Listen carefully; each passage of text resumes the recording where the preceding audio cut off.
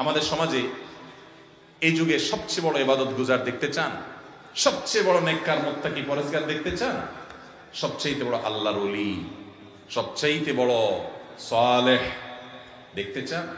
তাহলে আপনাকে আমি বলবো, যে ব্যক্তি ঈমান আকীদা বিশুদ্ধ করার পর খুব বেশি নফল সালাত হয়তো করতে পারে না, খুব বেশি নফল সিয়াম হয়তো করতে পারে না, ফরজ ফরজ ইবাদতগুলো মেন গুলো শুধু করতে পারে, আর গোটা দুনিয়া একদিকে গেলেও উপার্জনের ক্ষেত্রে, ব্যয়ের ক্ষেত্রে কোরআন এবং হাদিসের যে নির্দেশনা তার বাইরে চুল পরিমাণ যায় না, তার প্রতিটি পয়সা টন টন করে বাজালে বাজবে, এরকম পিওর কোনো ভেজাল নাই, এই নির্ভেজাল মুসলমান যদি পান খুঁজে, এই লোক হলো এই যুগের সবচেয়ে বড় আল্লাহর ওলি এবং বুজুর্গ। আমি কি বুঝাইতে পারছি? কারণ এখন এমন একটা সময় চলছে যে সময়টাতে মানুষ মনে করে যে নামাজ কালামও পড়বো, দাড়িও রাখবো, একটু অসুবিধা নাই, সেজদা টেজদা করবো, ওমরা করবো, হজ করবো, দান সদকা করবো, ওয়াজ মাহফিল করবো, ওয়াজ করবো, ওয়াজ শুনবো, ওয়াজ শোনাবো, আয়োজন করবো, সবই ঠিক আছে, মাগার উপার্জনে পয়সাটা তো দরকার দুনিয়াতে, পয়সা না হলে তো কিছুই হয় না। অতএব সেখানে একটু এদিক সেদিক করে হলেও পয়সাটা কামায়, ঠিক না বেঠিক? অথচ যেই দেহ হারাম দিয়ে গঠন হয় সেটাকে আল্লাহ তাআলা জান্নাতের জন্য নো এন্ট্রি করে রেখেছেন, এটা জান্নাতে প্রবেশ করবে। ইমানদার কখনো হারামখোর হতে পারে না। বাংলাদেশে যে পরিমাণ মুসল্লি আছে, এই পরিমাণ হালালখোর আছে? বুঝেন না আমার কথা? যত মুসল্লি আছে এত হালালখোর আছে, যত রোজাদার আছে এত হালালখোর আছে, যত হাজি আছে এত হালালখোর আছে। এটার দুর্ভিক্ষ সবচাইতে বেশি।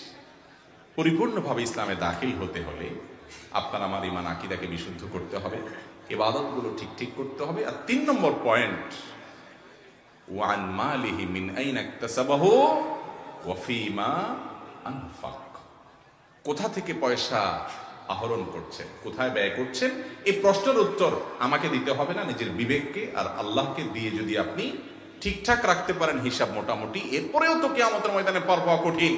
যেখানে নবী করিম সাল্লাল্লাহু আলাইহি ওয়াসাল্লাম দোয়া করেছেন, আল্লাহুম্মা হাসিবনি হিসাবান ইয়াসীরা, আল্লাহ আমার হিসাবকে সহজ করে দিন। নবী সাল্লাল্লাহু আলাইহি ওয়াসাল্লাম দোয়া করছেন, আল্লাহর নবী তিনি দোয়া করছেন, আল্লাহুম্মা হাসিবনি হিসাবান ইয়াসীরা, আল্লাহ আমার হিসাবকে সহজ করিয়েন, সহজে হিসাব গ্রহণ করিয়েন।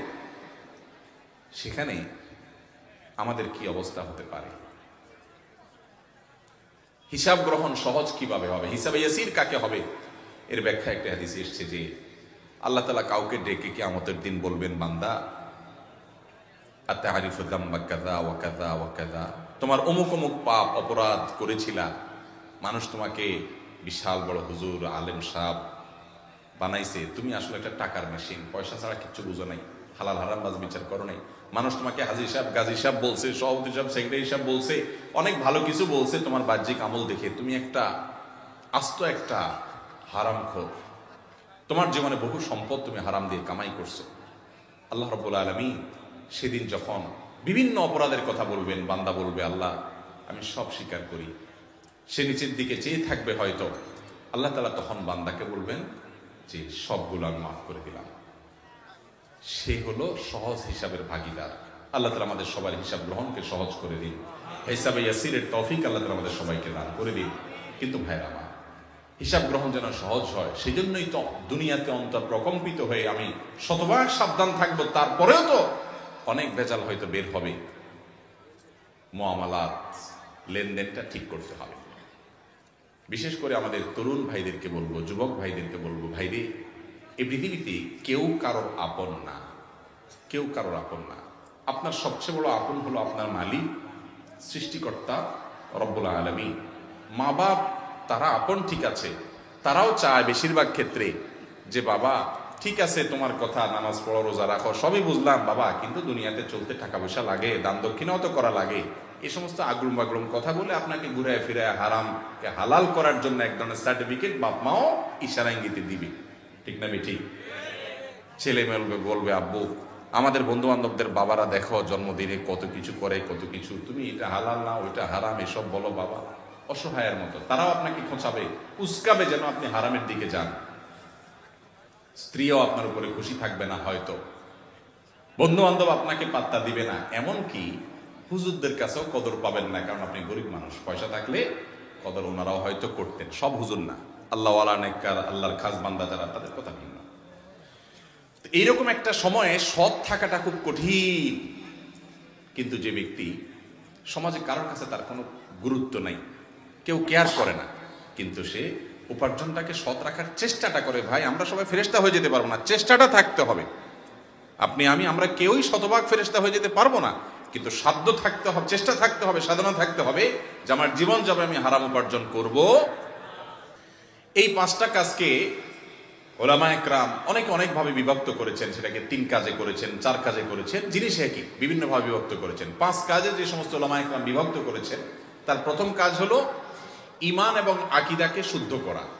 বিশ্বাস এবং আকীদাকে, বিশ্বাসকে শিরক, কুফর এবং নেফাক থেকে পবিত্র রেখে আমার বিশ্বাসটা সঠিক আছে কিনা, আমার বিলিফটা কি, আমার বিশ্বাসটা কি, এটা কনসেপ্টটা কোরআন হাদিসের সাথে মিলে কিনা, ঠিক কিনা, এই জিনিসটাকে ঠিক করা এক। 2 নম্বর হলো ইবাদত। ইবাদত মানে আল্লাহ রাব্বুল আলামিন যে সমস্ত কাজ করার নির্দেশ করেছেন, ইবাদত হিসাবে আমরা যেটাকে সরাসরি বা প্রত্যক্ষ ইবাদত মনে করি, 5 ওয়াক্ত সালাত, রমাদানের সিয়াম, সম্পদের যাকাত, হজ এবং মা বাবার আনুগত্য, যত প্রকার নির্দেশ আল্লাহ তাআলা করেছেন, সৎ কাজের আদেশ, অসৎ কাজের বাধা প্রদান, এই সবগুলো ইবাদত। ইবাদত যদি কেউ ঠিক করে, আল্লাহর সমস্ত ইবাদতগুলো যদি করে, করণীয় কাজ, বর্জনীয় কাজ সবগুলোকে আল্লাহর নির্দেশনা অনুযায়ী যদি সে পালন করে চলে। তৃতীয় কাজ হলো মুআমালাত। মুআমালাত কি? মুআমালাত হলো, মুআমালাত বলতে এখানে উদ্দেশ্য হলো মুআমালাত মালিয়া, অর্থাৎ আর্থিক যত লেনদেন আছে, কাজ কারবার আছে, সেটা যদি কেউ ঠিক করে। আর 4 নম্বর হলো মুআশারাত, মানুষের দৈনন্দিন জীবনে উঠা বসা, মানুষের সাথে যে সামাজিক আচার আচরণ, পারিবারিক আচার আচরণ, কাজ কারবার, এগুলোতে যদি কোরআন এবং হাদিসের নির্দেশনাকে ফলো করে চলে। 5 নম্বর এবং সর্বশেষ হলো আখলাক। আল্লাহর সমস্ত মানুষ তো বটেই, আল্লাহর সব সৃষ্টির সাথে উত্তম আচরণের পরাকাষ্ঠা যদি কেউ দেখায়, এই 5টা ডিপার্টমেন্টকে যদি কেউ ঠিকঠাক ভাবে কোরআন এবং হাদিসের আলোকে সাজাতে পারে, এই 5 ডিপার্টমেন্টে, 5 বিভাগে যদি কাজ করতে পারে কেউ, ঈমান আকীদা যদি তার শুদ্ধ থাকে, ইবাদতগুলো যদি সে ঠিক করে, লেনদেন কাজ কারবার যদি ঠিকঠাক মতো হয়, আচার আচরণ সামাজিক পারিবারিক এগুলো যদি কোরআন হাদিস মতো হয়, আখলাক এবং আচরণগত সৌন্দর্য ইসলাম যেভাবে চেয়েছে সেভাবে যদি হয়, এই ব্যক্তি পরিপূর্ণভাবে ইসলামে দাখিল হয়েছে ইনশাআল্লাহ। আমাদের সমাজে কিছু লোক দেখবেন ইবাদত বন্দেগী অনেক করে, আকীদায় ত্রুটি আছে, ঈমানে ত্রুটি আছে, শিরকপূর্ণ বিশ্বাস আছে, ঈমানে ভেজাল আছে। আবার অনেক লোক আছে ঈমান আকীদা মাশাআল্লাহ ঠিক আছে মোটামুটি, কিন্তু ইবাদতে ত্রুটি আছে, নামাজে ঝামেলা আছে, রোজাতে ঝামেলা আছে, যাকাতে ঝামেলা আছে, এক এক ইবাদতে বড় বড় ধরনের ঘাপলা আছে, ত্রুটি আছে। আবার অনেকে আছে মাশাআল্লাহ ঈমানও ঠিক আছে, ইবাদতও ঠিক আছে, 3 নম্বরটাতে স্লিপটা সবচেয়ে বেশি হয়। এই জায়গাটা খুব পিচ্ছিল জায়গা। সেটা কোনটা? আর্থিক লেনদেন। এই জায়গাতে এসে মানুষ কতটা ভালো মানুষ সেটার পরখ পাওয়া যায়। আজ ঈমান আকীদা বিশুদ্ধ এমন মুসলমান যা আছে, ইবাদত বন্দেগীতে যথেষ্ট সিরিয়াস, ঠিকঠাক মতো করার চেষ্টা করে, এমন মুসলমানও যা আছে, তার তুলনায় বহু বহু বহুগুণ কম ওই মুসলমান